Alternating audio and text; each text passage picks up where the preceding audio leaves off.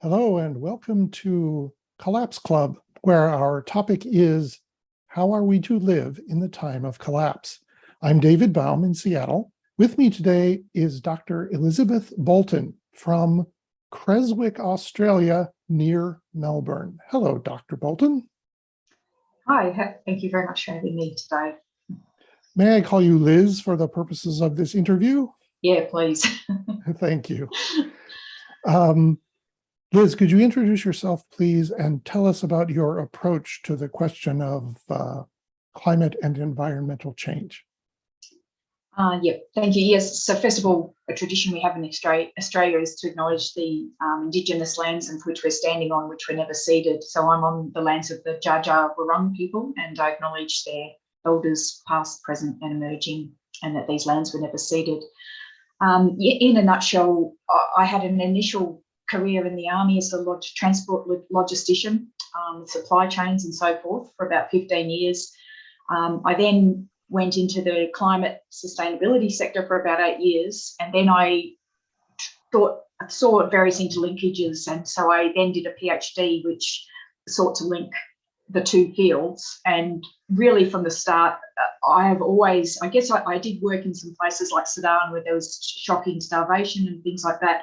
So, you know, from the start, when I heard about climate and environmental destruction at the scales it was at, I always saw it as a threat. And I always started thinking of it in terms of, well, how can we reduce this threat? So that's, I guess, I see it as something that is going to kill and harm people. So, yeah, that's the angle, I suppose. So you have brought a technique or a method from military academia to the analysis of these problems. But before we get to your analysis, I'd like to ask you about your vision for a safe Earth. Your website is called Destination Safe Earth. Could you tell us about your vision for that, please? Yeah, actually, you would know there's so many apocalyptic scenarios, and I am very conscious of the collapse mentality about accepting how much things are in train, so not being naive. But it's basically about setting a stretch goal, and that we could actually really turn things around and create a really beautiful world. And that to do that, let's start applying some serious strategy and resources to that. But it's also about going back into human history and realizing that people have, you know, it's almost like we're in a stage of descent at the moment, human nature. And there's been times in the past where people have arrested that. You know, if you look at the rise of the Ottoman Empire, the Renaissance, those sort of things, that we can move into a period where we reject the chaos that we're in and we say no, and we be quite ambitious about building something really beautiful and apply our complete ingenuity and focus to that task. Yeah.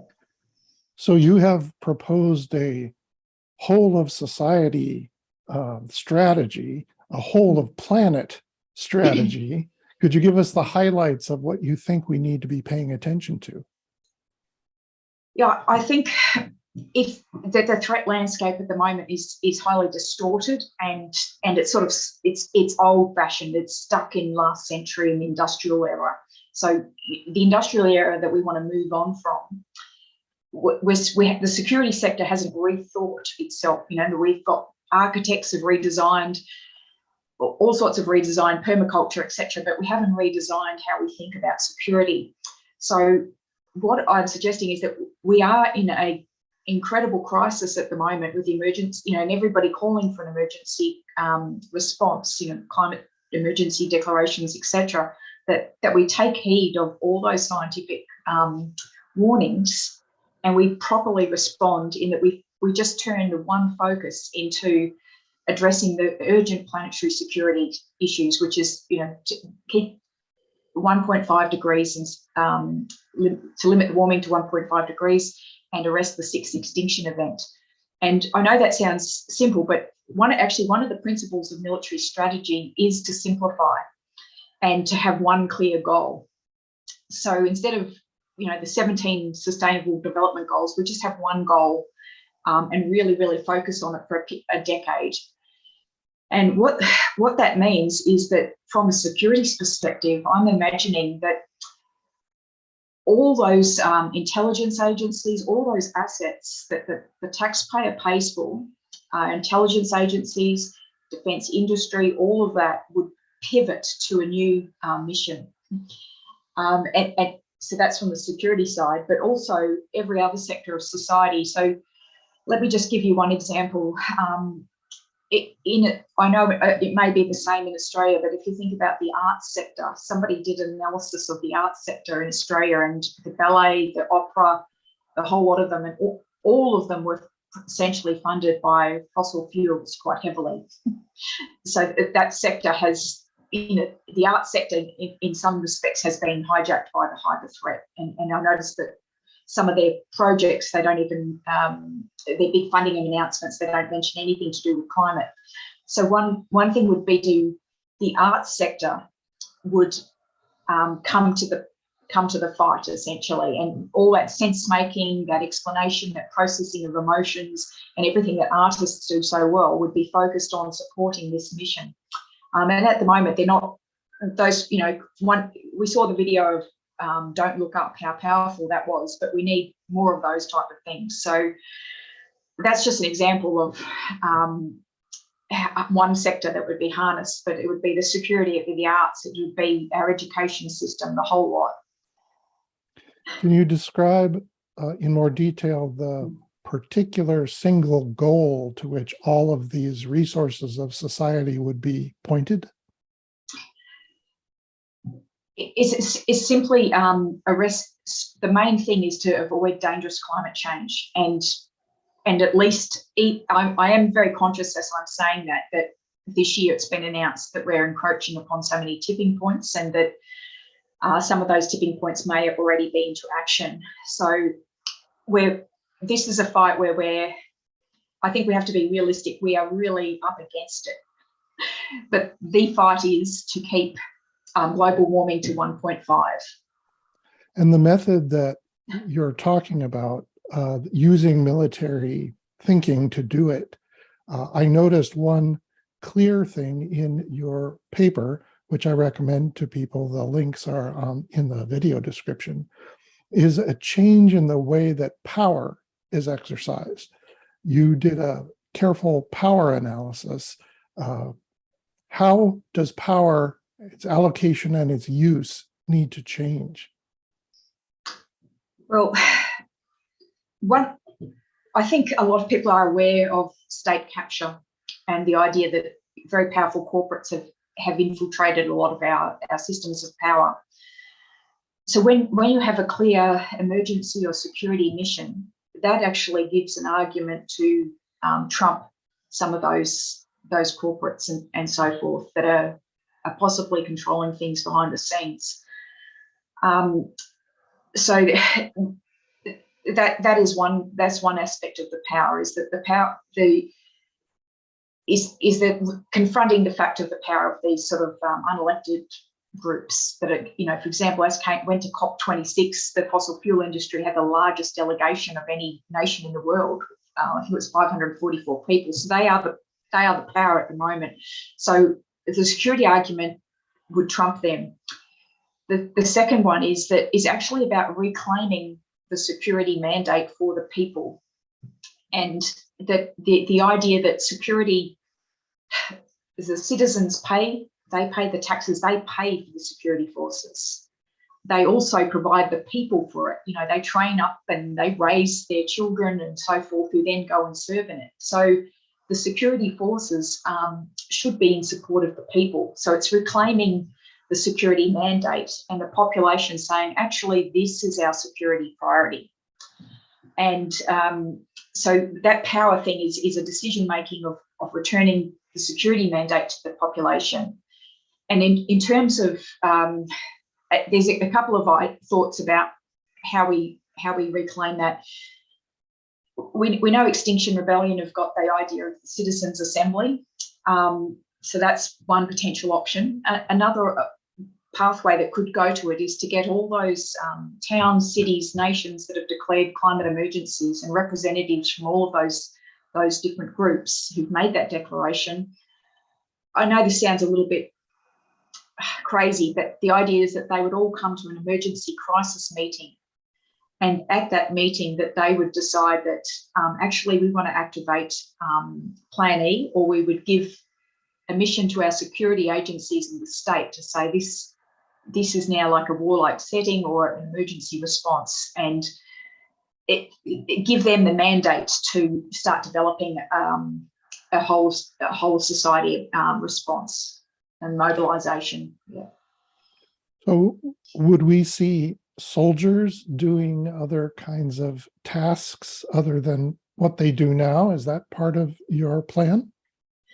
No, it's actually it's a complete reimagination of what a security force looks like, and the security responsibility actually now shifts to the bulk of the population because of the skills and the capabilities that are needed. So it involves raising, at the moment, if you look at security, we have predominantly a state security orientation, which is about protecting the state. So that's your traditional military. But I'm actually saying that we need to raise a human security capability and a planetary security capability. And the planet, just to convey the scale of what I'm thinking, is that planetary security, I'm imagining at least 80 million people. It's an enormous capability. So just to give you an idea of where some of those people are coming from, is that right at the moment we have 90 million people sitting in refugee camps. Some of them languish there for around 10 years, and they are being, sort of money is being paid to food and house them, and they do some basic training in these refugee camps. So one of the ideas is that we say to, and we know there's going to be more climate refugees, that we say whoever wants to join the Hyper Response Force, and it's completely voluntary, and you can join for say 4 or 5 years, and that will include vocational training, and you'll be part of that planetary security force. And by serving in the planetary security force for 4 or 5 years, you earn Earth citizenship, which gives you an entitlement to settle in particular countries. So that type of work would be, you'd have to consult the various ecologists, etc., of exactly what's required, but, cleaning up plastic in oceans, replanting, sorting, recycling rubbish tips and working in those sort of things, but all sorts of restoration and rehabilitation and, working permaculture farms in areas and all that sort of thing. Yeah. I think it's clear that the person power is available, but currently the resources, the money and the resources that money mobilizes are not available to raise a new force of 80 million people to help the Earth or address the Earth security problems. Where do we get the money? Yeah. Well, globally, the world spent $2 trillion on militaries each year, is about the budget of what people are spending. So there's the reallocation of that money. There's, as I mentioned, with those refugee places, we are already paying for their accommodation and their food and so forth. There's I know it's not my area, but there's a whole stack of economists working in, these obscene profits that the fossil fuel sector is seeing at the moment. There's ways of tapping into that, and putting costs on pollution and so forth. So one of the capabilities that would be developed is a thing called the point force, which has the pointiest end of the problem, which you point to is the economic problem. And so the point force would bring together the most innovative economic theorists, and I already know there's a whole lot of people coming up with ideas on this in the same room with lawyers and so forth, and they would nut this out. But one of the things is, for example, with a war, we never ever say, where's the money coming from? For example, we've been able to continually fund this Ukraine thing quite extensively. So one idea is that you come up with some sort of basic financial model for, say, 4 years or so, which might involve a universal basic income, which allows that whole of society mobilisation. But during that 4 years, that allows, that's sort of a temporary thing, and that allows 4 years for the point force to nut out, a solid economic solution to the whole thing. What I fiercely believe that the ingenuity to solve all these things is out there, that simply we need the mandate to get all these people, clever people in the room, and empower them to start developing the solutions. So the threat narrative, although it does bring, I'm very open to all the negatives it introduces, and these are mitigated. I just want to say the threat frame it's an analytical tool. It doesn't mean which allows different insights to come out. It doesn't mean that the solution has to be framed in that way. I'm not, and actually with this new security force, the idea is actually we have this massive civilian hyper response force, and the military's job is to a smaller force to be in support of it, to create the stable conditions to allow the larger hyper response force to do its work. So instead of at the moment, instead of military and security being appropriated by the fossil fuel culprits, we grab them back and they support the wider population with their mission, and they would retract their support from essentially they're a captured force at the moment, I would say. So we reclaim them. So you're using the vocabulary and techniques of security planning or military planning to sort of poke the dialogue and try to open the space for a discussion of how the security resources can be redeployed. Have I got it right? Yeah, and look, I think one of the arguments is that with all these tipping points we're approaching on now, that if the major if that security sector does not come to the party on this, we all go down. We won't make it without them, because they're going on this trajectory of this World War III. They're going along that way now. If it doesn't stop now, they actually undermine all of our security. And because we are so far behind the 8 ball, we need all that technological engineering capacity of those huge companies. And they would bring enormous horsepower. And in fact, just last night, just for fun, I went onto the Lockheed Martin website and had a look at what they're doing on sustainability and so forth, and the language that they're using. And I saw that what they're talking about is that they want to focus on, they are providing some new technologies in terms of fighting bushfires and a few things like that, but they talk about that their job is to provide security and support the mission, and whatever the mission is, they'll provide capabilities to that. So all we do is give them a new mission, and then they pivot, because they want to pride themselves in saying that we're protecting the people and the nation. Well, the nation is saying we have a new mission, so turn.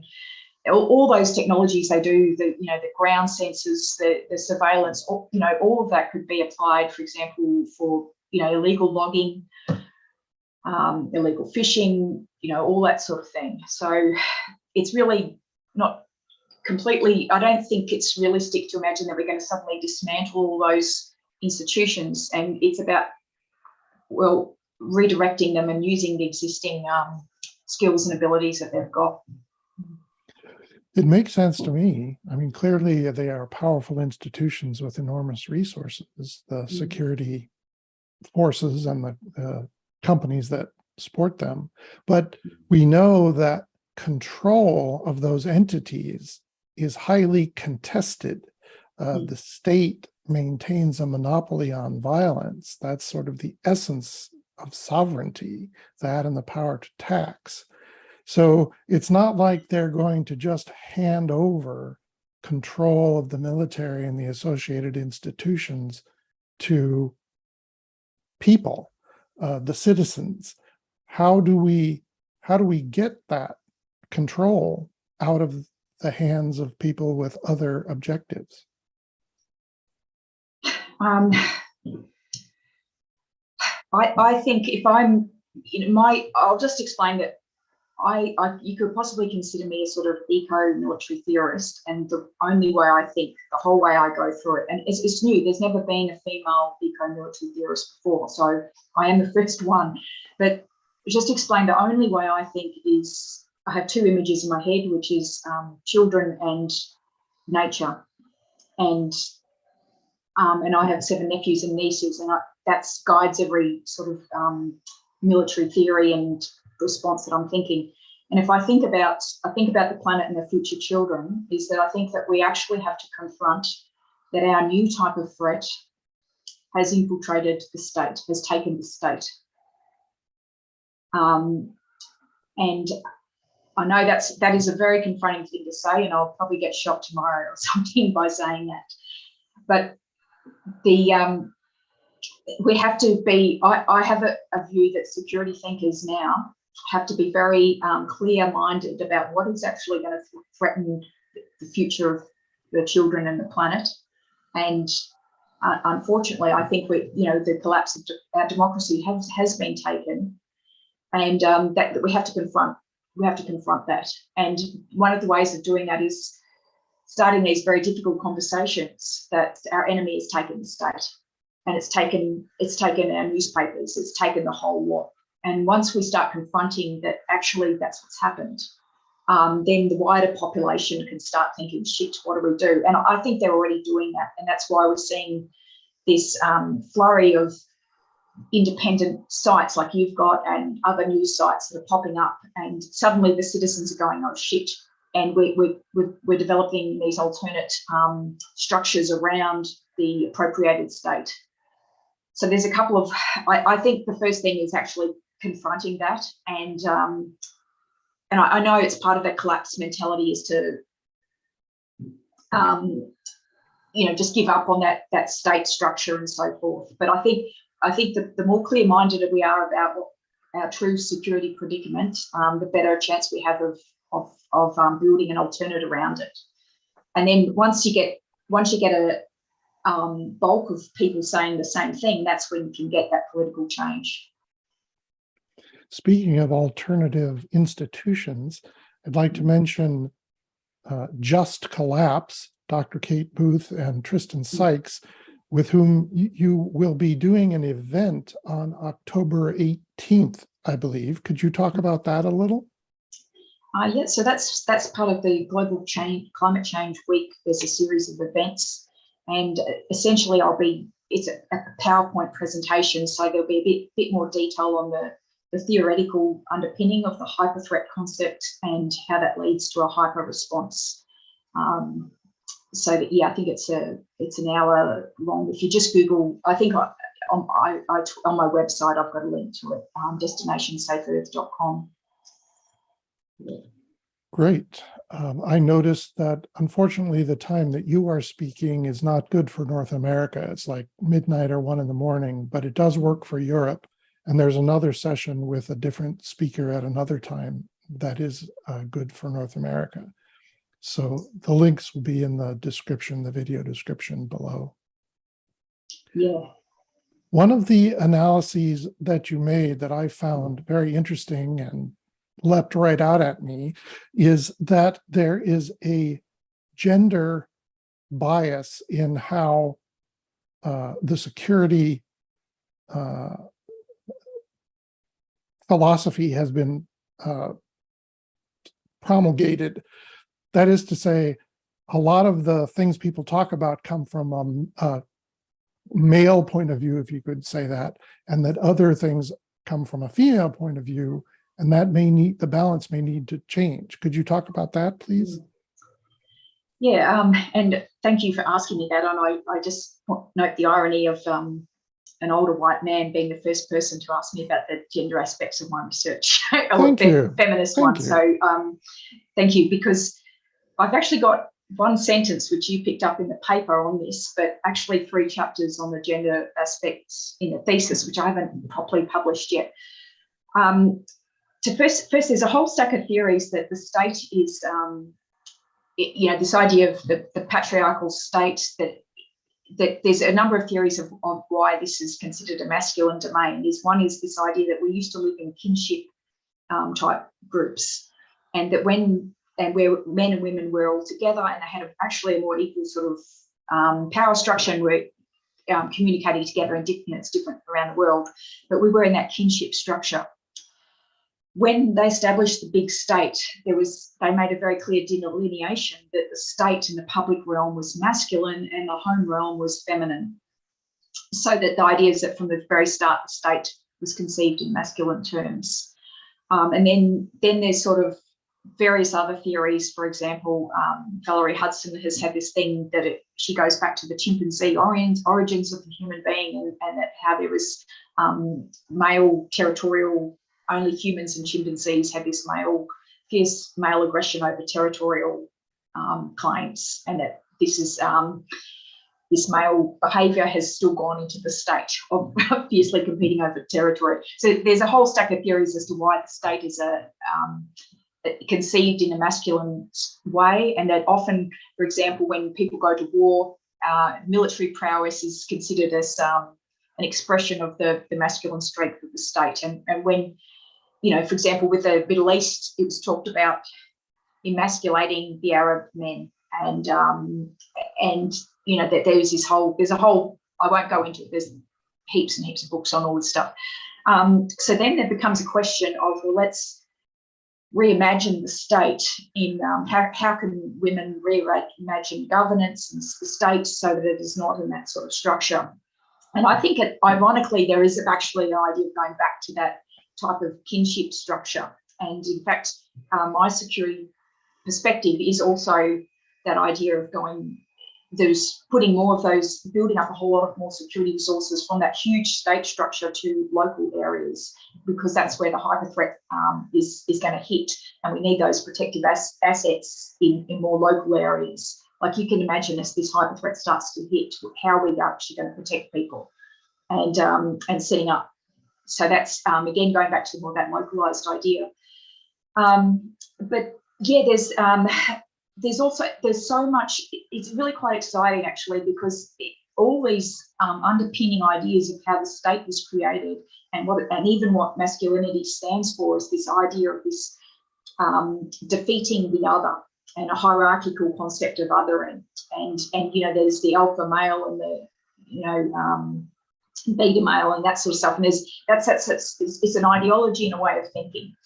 And so now a whole lot of other new ideologies are coming in, and in the feminist studies, they're talking about, well, actually, if we look at the biological nature of our existence, we are inherently all entangled, that the lettuces we eat become our eyeballs, and we're entangled with nature, and we're entangled with each other, and we're interdependent with each other. And so even you see the entangled nature of security when the conflict in Russia and Ukraine has impacts on the food security of people around the world, so that it's not an isolated event. Our security is all entangled.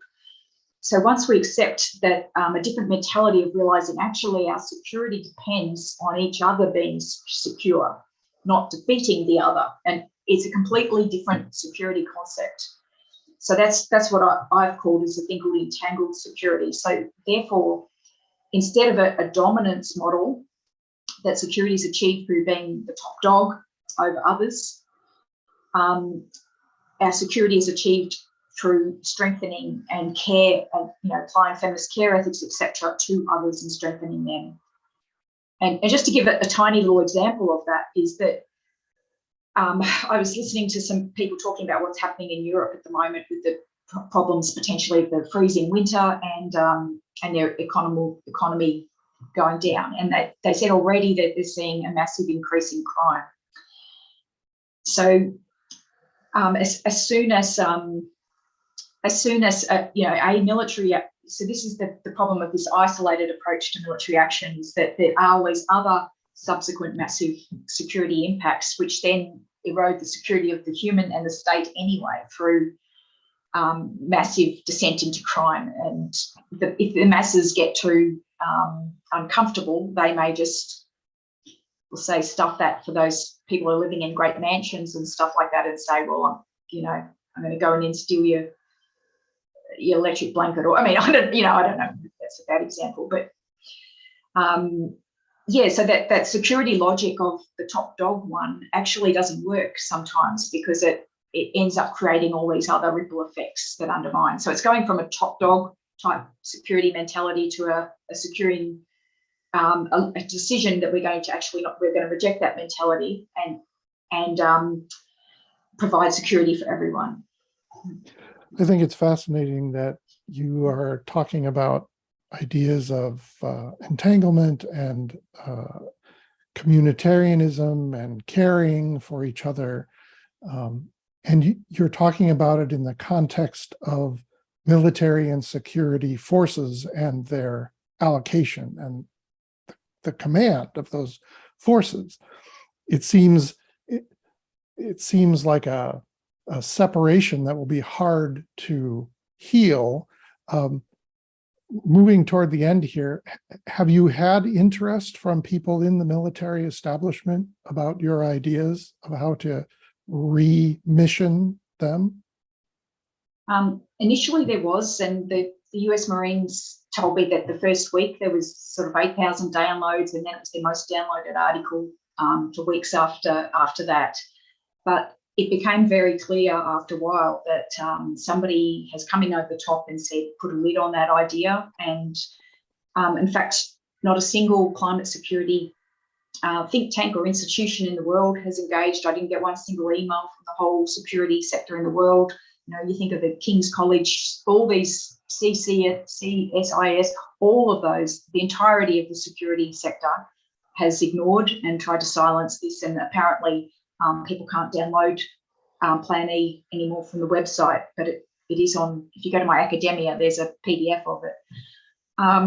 So somebody has decided to shut it down, and what this reflects is control of the security narrative, and that the idea that there is only one approach, but because there is a thing that control the narrative, control the strategy. So in fact, I got the impression the US Marines were genuinely interested in understanding the threat spectrum and new ideas, and I get the impression, well, it seems obvious to me that they've decided to ignore it.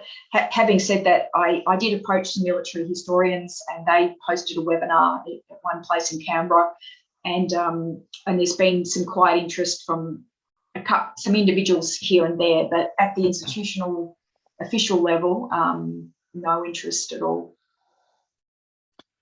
Well, that's too bad. I think it would be a good thing if the security forces of the world came to understand that our security depends not just on destruction, but on healing, and that the resources that now go to destruction and control should go to connecting people and healing our relationships with each other and with the earth. Yeah. Could I make a quick comment on that? Because one thing I did see in the gender thing is that I also explored masculinity studies, and I actually end up disputing that patriarchy is the problem narrative, that it's not correct, because when you get into sort of eco-masculinity and so forth, there's just so much positivity and wonderful things there. And so one of the things I think is that around the male narrative is a discussion around protection. And also even they'd start talking about in terms of their mate, their friend, nature, being in trouble and wanting to help their mate, but also a discussion around sacrifice and sacrificing the ego and, you know, excessive material concerns for the greater good. And there's some very, very positive, different versions of masculinity. And I actually think that part of that strong, those masculine ideals, which, you know, apply whatever gender you are, we all have a bit of a masculine dimension to us, but that strong protection of what people care about is part of the healing, is that recalibration of that masculine energy towards actually protecting their people. Yeah. That sounds like a great vision. And in fact, it sounds like a great topic for yet another conversation. I'd like to thank you, Dr. Boulton, Liz, for joining me today. Is there anything you'd like to say at the end?